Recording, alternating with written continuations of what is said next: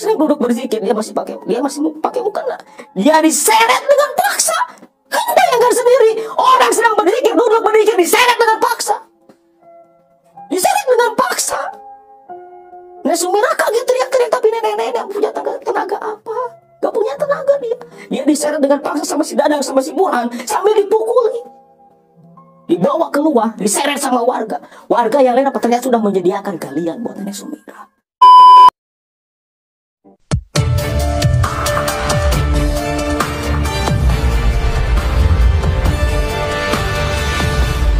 Subscribe dulu yang belum subscribe. Selamat menonton. Enjoy. End of flashback. Nah, Sumirah ini karena semakin lama semakin penasaran, akhirnya dia nekat tuh. Nekat mendatangi majelisnya Kiai Haji Samsudin. Dia datang ke masjid, dan orang-orang yang di masjid itu, jamaahnya Pak Kiai Haji Samsudin, jamaah pengajiannya, itu lihat Sumirah seperti yang takut. Karena apa? Tahu semua orang bahwa dia itu dukun santet. Wih, itu si nenek Sumirah ngapain datang ke sini? Ada yang punya masalah nggak? Pikirannya kan langsung gitu. Jamaah tuh, kamu punya masalah nggak sama Sumirah? Enggak. Emang kenapa? Itu kenapa Sumirah datang ke sini? Hati-hati loh. Nanti di antara kita ada yang sakit. Padahal Sumirah datang ke sana cuma apa? Ingin bertemu dengan Kiai Haji Samsudin. Nah, itu Sumirah pun paham bahwa jamaah pengajian itu lagi bisik-bisikin dia, lagi ngomongin dia. Makanya dia cuma duduk di emperan masjid, nggak berani masuk ke dalam. Karena apa? Dia pun memaksakan diri lah duduk di emperan masjid pun, karena hawanya sangat-sangat panas. Gak enak sekali, was-was takut ada jiwanya. Di jiwanya ada rasa was-was, ada rasa takut, tapi kalah dengan rasa kepanasarannya ingin bertemu dengan Kiai Haji Samsudin. Sumirah. Akhirnya Sumirah sambil menahan diri, menahan rasa sakit dan rasa takut, dia duduk diam, menunggu pengajian bubar. Maksudnya apa? Mau langsung menemui Kiai Haji Samsudin. Nah, selang sekitar 1 jam itu pengajian beres. Nah, warga mulai pada pamitan tuh sama Pak Kiai, pamitan pulang gitu kan. Nah, setelah warga pada pulang tuh dari majelis, nah Pak Kiai Haji Samsudin tiba-tiba berdiri, seolah-olah tahu bahwa dia lagi ditunggu sama Sumirah, bahwa Sumirah lagi nungguin dia, lagi nungguin beliau. Dari dalam masjid, Pak Kiai Haji Samsudin itu menyuruh Sumirah masuk. Bu, kesini bu, masuk bu, kata Pak Kiai itu. Masuk. Nah, Sumirah langsung berdiri kan, dengan rasa takutnya, dengan jalan yang seperti orang yang terseok-seok karena benturan energi. Dengan energinya Pak Kiai Samsudin, dengan energi masjid itu sendiri. Akhirnya dia memberanikan diri. Walaupun sangat-sangat takut dia. Dia masuk ke pintu masjid itu seperti masuk ke lubang neraka perasaannya gitu kan. Akhirnya dia memaksakan diri masuk. Sampai ke depan Kiai Haji Samsudin, dia langsung jatuh terduduk. Tiba-tiba dia jatuh terduduk. Lagi berjalan tuh. Jatuh terduduk, apa? Menangis dia, langsung menangis di depan Pak Kiai. Menangis terseduh-seduh. Pak Kiai cuma senyum. Pak Kiai cuma senyum. Udah, gak usah nangis. Yang namanya perjalanan hidup, siapapun pasti akan mengalami. Kalau kamu memang mau bertobat, mau kembali ke jalan Allah, saya bimbing, kata Pak Kiai. Akhirnya Sumirah sambil menangis terseduh-seduh, dia berjanji, saya ingin bertobat, saya ingin kembali ke jalan yang benar, tapi saya nggak bisa lepas dari perjanjian. Memangnya perjanjian apa? Kata Pak Kiai. Akhirnya Sumirah menceritakan perjalanannya sewaktu berguru ke dukun santet, menceritakan masalah dendamnya, masalah-masalah lalunya. Sampai dia menceritakan aktivitasnya sebagai dukun santet, dia ceritakan. Berapa puluh orang, berapa ratus orang, entah berapa lah yang udah jadi korban keganasan santetnya Sumirah. Apakah saya masih bisa diampuni, Pak Kiai? Apakah Allah masih membuka pintu tobat buat saya? Udah berapa ratus nyawa yang saya hilangkan, yang saya santet, yang saya bunuh. Apakah Allah masih bisa menerima tobat saya? Allah itu Maha Pengampun. Allah itu Maha Pemurah, kata Pak Kiai Samsudin. Sumirah semakin menangis. Akhirnya dituntunlah membaca syahadat, membaca kalimat-kalimat taubat. Sumirah ini, dia bertobat di depan Pak Kiai Haji Samsudin. Sumirah ini. entah apa aja yang dibicarakan. Tapi yang Sumirah rasakan setelah dia dituntun membaca kalimat syahadat, membaca kalimat zikir sama Pak Kiai Haji Samsudin, dia hatinya yang tadinya takut, was-was, gak tenang, itu tiba-tiba sirna begitu saja. Ketenangan datang ke kolbunya. Rasa sakit, rasa panas gak ada, diganti dengan rasa sejuk. Dan dia merasakan sendiri seperti badannya ini seperti kosong. Sumirah ini seperti kosong. Dan yang Sumirah rasakan, ilmunya, hodam-hodamnya hilang dari tubuhnya. Dengan wasilah Pak Kiai Haji Samsudin. Akhirnya setelah sekitar 1 jam berkonsultasi, berbicara dengan Pak Kiai Haji Samsudin, dituntun baca syahadat lagi.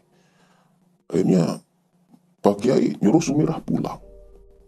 Dan Pak Kiai ini mewanti-wanti, usahakan setiap jadwal pengajian kamu datang ke sini, kata Pak Kiai Haji Samsudin itu. Sumirah mengiyakan. Gak peduli tanggapan masyarakat seperti apa, masa bodoh masyarakat mau menanggapi saya seperti apa, saya pasti datang Pak Kiai. Nah setelah itu Sumirah pamitan pulang. Setelah pulang, memang pasca dia ketemu sama Pak Kiai Samsudin, dituntun baca syahadat lagi, tuntut bertobat.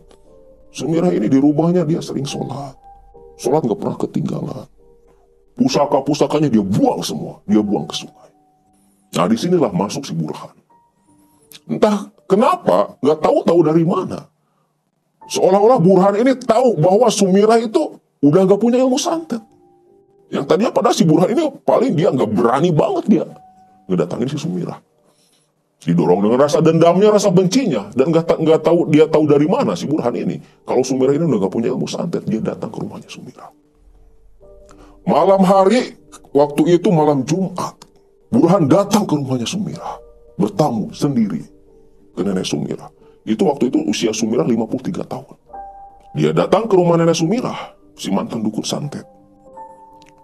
Dia datang bukan bersilaturahmi. Dia datang ke Sumirah, ngancam dia. Assalamualaikum, assalamualaikum. Mengucapkan salam dengan nada yang seperti orang ngajak berantem lah. Bentak. Ngucapin salam sambil bentak-bentak dia. Sampai gedor-gedor pintu.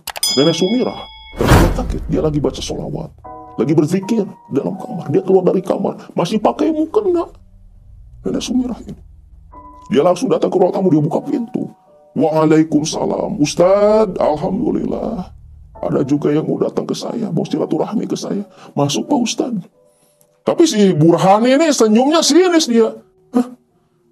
Lihat nenek Sumirah pakai mukena, dia senyum sinis. Boleh. Memang saya tidak perlu ke sini. Masuklah. Nenek Sumirah menanggapi dengan senyum saja. Sudah berubah dia, hatinya lembut. Nenek Sumirah menanggapi dengan senyum. Burhan masuk.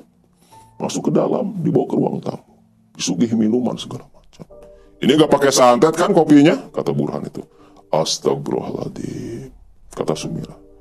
Walaupun saya mantan dukun santet, bekas dukun santet, insya Allah saya sudah bertobat. Saya udah gak punya lagi yang namanya ilmu santet. Baguslah kalau gitu. Gini, Nek, saya datang ke sini. Saya ini kasihan sama nenek.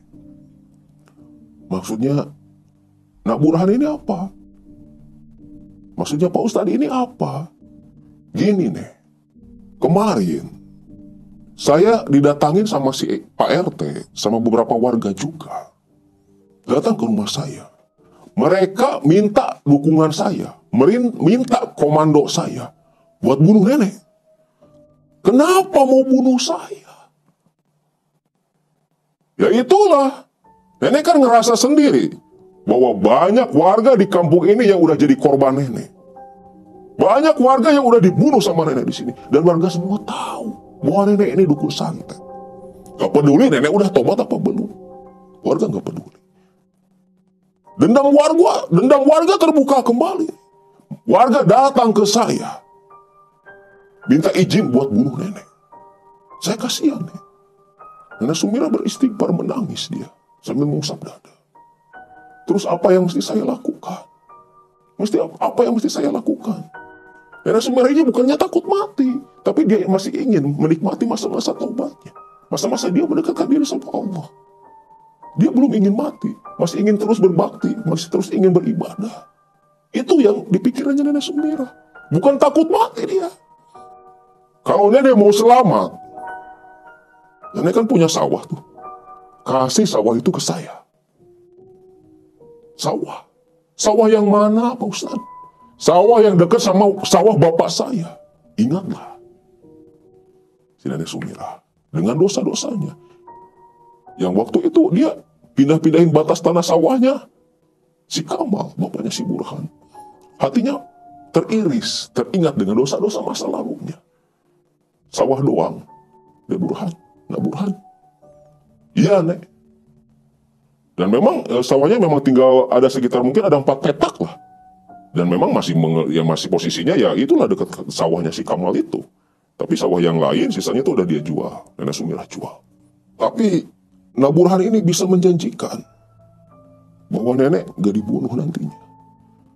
Ya nenek kan tahu sendiri kalau warga di sini gimana saya.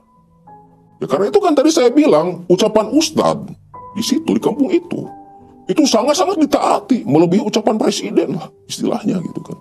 Sangat-sangat ditaati. Warga nyuruh bunuh orang, Ustadz nyuruh bunuh orang bunuh. Dulu, tapi ini kejadian di kampungnya Nenek Sumirah seperti itu dulu gitu kan. Kalau sih enggak.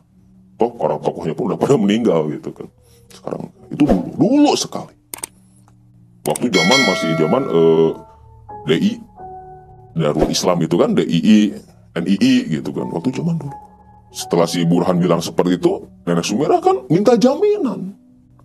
Sawah saya serahkan, silahkan saja. Saya nggak sayang sama namanya sawah. Toh saya pun buat apa? Saya cuma hidup sendiri. Tapi apakah Burhan bisa menjanjikan, bisa menjamin nenek nggak dibunuh? Saya jamin, Nek. Asalkan itu sawah buat saya. Jadi dia itu malah meres si Burhan ini, meres si Nenek Sumirah. Dan memang warga memang sengaja, memang datang beneran ke si Burhan. Ada beberapa warga yang memang dendam karena keluarganya jadi korban keganasan santetnya Sumirah.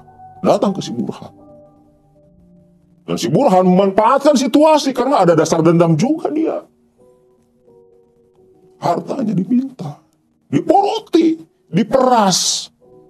Sawah 4 petak. Dia minta semua. Dan Sumirah kan, buat apa sih? Yang penting saya masih bisa hidup.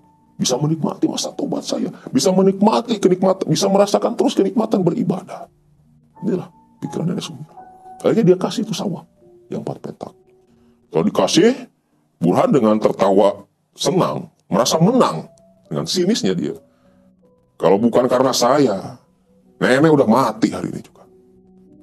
Ya, Burhan, terima kasih. Semoga Allah membalas kebaikan Burhan. Dia masih mendoakan. Yang tadinya dukun santet, yang tadinya suka bunuh orang, setelah tobat dia malah mendoakan orang yang meras dia.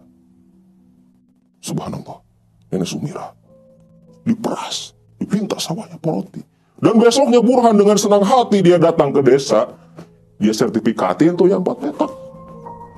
Apakah berhenti sampai di situ? Enggak. Selang beberapa bulan, Burhan datang lagi. Kasusnya sama seperti yang pertama. Niatnya apa? Morotin hartanya si Sumirah. Toh pikirannya gak bakal ada keluarganya yang ngegugat. Karena Sumirah hidup sebatang kara. Kebun, kolam ikan. Semua dipinta sama si Burhan. Yang tersisa apa? Harta Nenek Sumirah. Yang tersisa cuma rumah yang dia tempati. Itu pun rumah tua. Ya kalau menurut saya Pak Dokter udah gak layak pakai lah. Udah gak layak huni lah. Tapi Nenek Sumirah soal dia udah hilang rasa dunia lah atau apa ya, rasa duniawinya dia sudah hilang. Sudah tidak peduli sama urusan duniawi. Asal bisa hidup, bisa beribadah itu udah cukup. Di pikiran Nenek Sumirah seperti itu. Makanya si Burhan datang morotin, dia datang mintain sawah, mintain kebun, mintain kolam. Nenek Sumirah kasih semua. Asal dia terus bisa bertobat, asal dia terus bisa beribadah. Sampai habis semua hartanya. Yang tersisa cuma rumah yang dia tempati. 5 tahun pasca taubatnya Nenek Sumirah, Burhan mau melancarkan niatnya, memuaskan rasa dendamnya, memuaskan rasa bencinya. Dia mau bunuh Nenek Sumirah karena rasa dendam yang memang sudah terlalu berakar.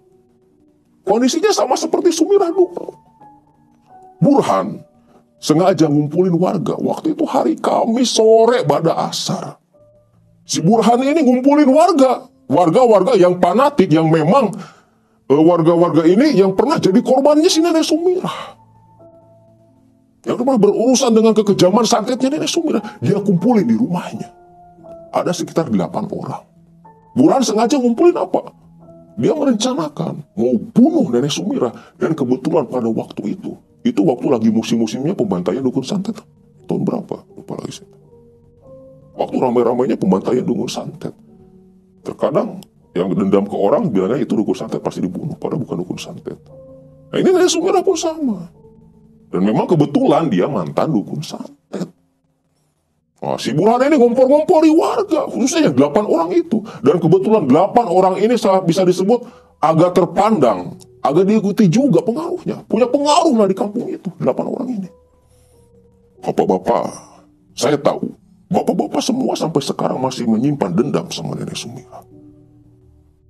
Saya pun sama, kita bunuh saja. Oh, gak bakal ada yang nuntut. Kita bunuh saja. Saya orang tua meninggal gara-gara si Sumirah. Iya Pak Ustadz, saya pun sama. Ibu saya meninggal sama si Sumirah. Wah terus bersangkutan tuh yang 8 orang. Nyebutin korban-korbannya dari keluarganya. Ada yang istrinya, ada yang anaknya. Jadi korban Nenek Sumirah. Keganasan santet Nenek Sumirah. Kalau semakin senang Burhan. Karena apa? Setan ngomporin terus tuh. Terus memotivasi sama si Burhan. Dia lupa sama ilmu agamanya.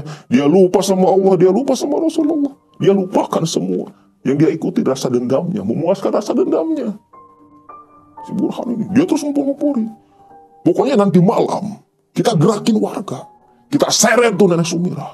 Kita bunuh, kita bantai. Kita buang tuh penyakit dari kampung kita. Selama ada Nenek Sumirah, gak bakal ada keberkahan di kampung kita. Wah, dia memprovokasi terus warga. Oh iya, warga yang memang dasarnya punya dendam, punya rasa benci, semakin bangkit amarahnya. Semakin bangkit. Akhirnya sepakat nanti malam jam 10 malam mereka mau datang ngontrol rumah Nenek Sumirah. Nah ada satu warga juga yang ikut. Hansip di sana namanya si Dadang. Kalau Dadang pun sama punya rasa benci yang berakar juga. Karena apa? Istrinya meninggal dengan indikasi disantet sama Nenek Sumirah. Padahal walau alam bisawab. Sakitnya karena apa? Meninggalnya karena apa? Tapi yang dia ketahui, yang dia tahu, yang dia percayai, karena memang sudah terlibat cekcok gara-gara di warung tuh perebutan sayuran sama Nenek Sumirah. Langsung pulang jatuh sakit. Gak lama langsung meninggal. Menganggap bahwa istrinya, si Dadang ini, si Hansip ini, itu disantet sama Nenek Sumirah. Padahal belum jelas. Soalnya itu kan barang goib lah. Gak bisa ditentukan. Benar apa tidaknya. Yang namanya jin bisa aja kan nyebar fitnah. Nah, Dadang ini dengan menggebu-gebu. Siap Pak Ustadz. Saya sendiri siap bunuh dia. Istri saya mati gara-gara si Sumirah. Kata si Dadang. Wah si Burhan ketawa dia. Bagus. Saya yang tanggung jawab. Kita bunuh aja. Walaupun dia katanya udah tobat, dia tobat sampah. Itu tobat cuma buat nutup kedoknya dia aja. Nah tepat jam 10 malam. Ada sekitar 20 orang warga yang ngikutin si Burhan, si Ustadz Burhan ini.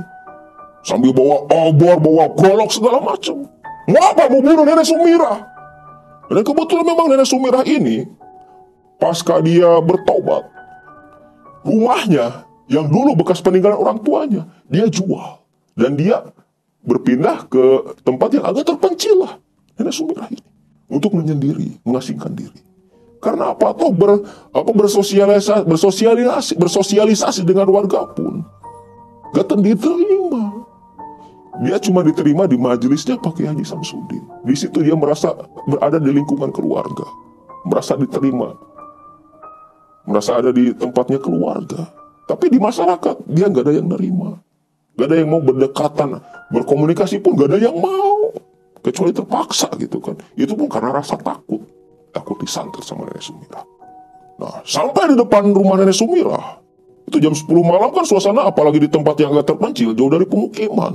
Suara sekecil apapun terdengar. Terdengar samar-samar dari kejauhan suara zikir. La ilaha illallah, la ilaha illallah. Itu dari arah rumah Nenek Sumirah. Terdengar suara sayup-sayup orang berzikir. Terdengar sayup-sayup suara orang berzikir.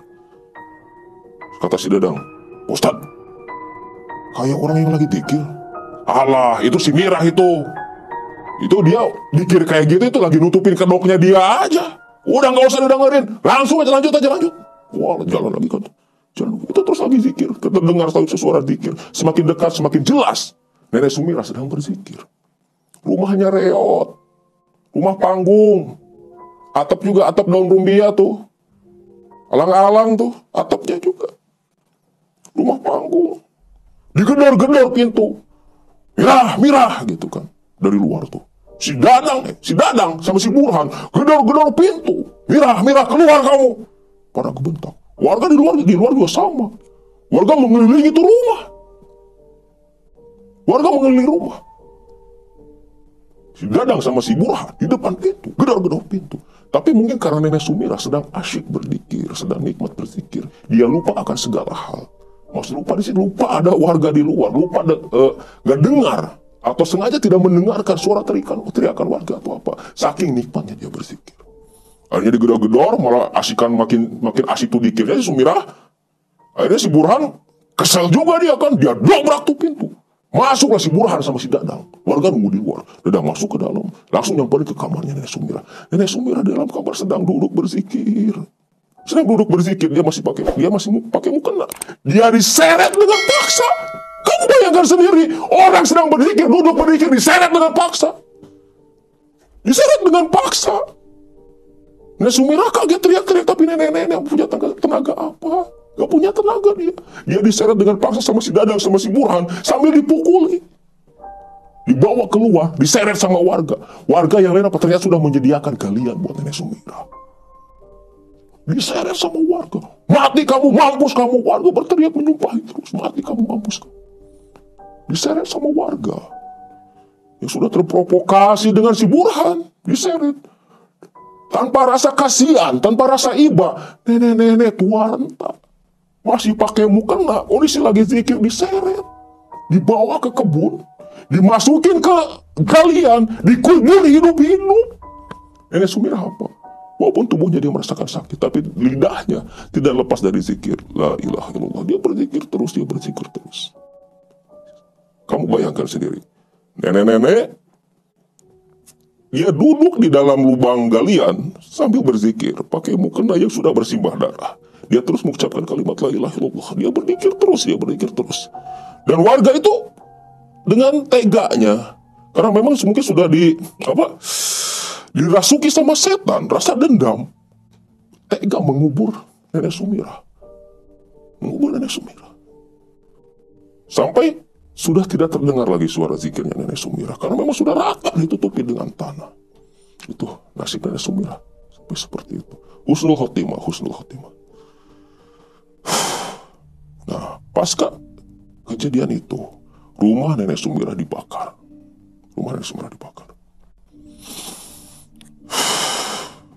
Selang 2 bulan, waktu itu, Pak Kiai Haji Samsudin datang lagi ke majelis zikirnya, ke majelis pengajiannya. Biasanya beliau itu habis pengajian sering didatangi Nenek Sumirah.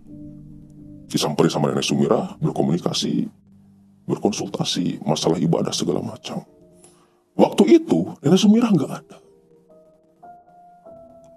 Pak Kiai bertanya-tanya, ini Nenek Sumirah kemana? Nanya ke salah satu warga. Akhirnya ada salah satu warga yang langsung nyamperin dan berbisik ke telinganya Pak Kiai Haji Samsudin. Nenek Sumirah sudah meninggal, Pak Kiai. Innalillahi wa inna ilaihi raji'un. Kenapa beliau meninggal? Sakit kah? Bukan sakit, Pak Kiai. Lalu dijelaskanlah sama warga.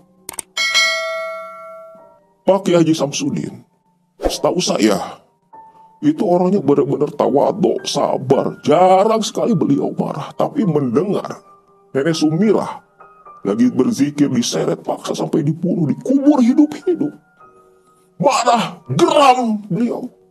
Ya beliau kan juga manusia, terpancing emosinya juga. Marah beliau. Siapa yang melakukan itu? Dijelaskan sama murid-murid Pak Kiai. Kenapa kalian gak bantu? Kita gak tahu, Pak Kiai. Itu mungkin udah direncanakan atau apa, kita gak ada yang tahu sama sekali. Karena memang kebanyakan warga yang ikut di majelisnya Pak Kiai Haji Samsudin itu warga sebelah desa tetangga. Agak bersebelahan lah. Jadi kurang tahu informasi di desa Nenek Sumirah. Setelah mengetahui seperti itu, akhirnya Pak Haji Samsudin setelah menggali cerita, beliau menanyakan juga ke beberapa warga. Diketahuilah bahwa yang memprovokasi itu Burhan, Dadang sama 7 orang warga yang waktu itu ikut berdiskusi waktu pada asar hari Kamis. Akhirnya Pak Haji Samsudin lapor polisi, langsung beliau melaporkan Dadang, Burhan sama yang lain ke polisi. Dengan beberapa saksi yang dia bawa dari majelis zikir, dari majelis pengajiannya. Lapor ke polisi, ditangkaplah Burhan sama Dadang. Karena 2 orang ini nih pelaku langsungnya gitu kan, yang nyeret, yang mukulin. Ditangkap, dipenjara lah. Waktu dijatuhi hukuman, kalau nggak salah 10 tahun. Dadang sama Burhan. 2 orang itu dijatuhi hukuman. Tapi Burhan sama Dadang nggak menyesal. Karena rasa dendam sudah terpuaskan.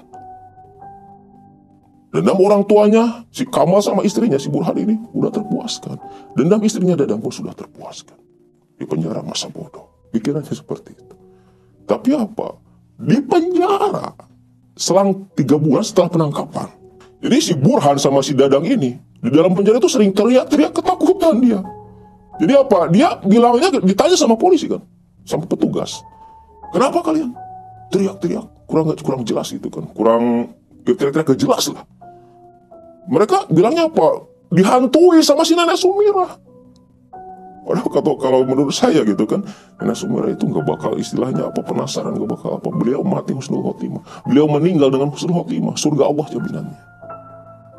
Saya yakin beliau sudah mendapatkan kenikmatan di alam sana. Gak mungkin keliaran, apalagi sampai menghantui orang. Ya bisa aja mungkin ada jin atau korinnya gitu kan, wallahu a'lam bishawab. Datang menghantui si Burhan sama si Dadang. Sampai si Dadang yang tadinya dia di penjara, di LP, di lapas, akhirnya dia di penjara di rumah sakit jiwa. Karena mentalnya benar-benar terguncang, terganggu. Karena terus yang dihantui sama Nenek Sumirah. Dan si Burhan, dia meninggal di dalam tahanan. Apa? Persis seperti Nenek Sumirah, dikeroyok. Nenek Sumirah dikeroyok warga, dipukul, dibunuh sama si Dadang, sama si Burhan. Si Burhan dipukul, dibunuh sama tahanan. Karena apa? Si Burhan ini perangainya sok mandang remeh orang lain. Kalau orang Sunda bilang asa aing lah gitu kan. Ini saya gitu kan. Dan lucunya di dalam tahanan dia berlaku seperti itu. Dan mungkin memang sudah takdir Allah. Burhan meninggal sama persis dengan Nenek Sumirah. Nenek Sumirah husnul khotimah, tapi si Burhan su'ul khotimah. Dia meninggal dengan luka-luka di sekujur tubuh. Tusukan, pukulan, lebam, segala macam. Meninggal dengan cara yang sangat mengenaskan.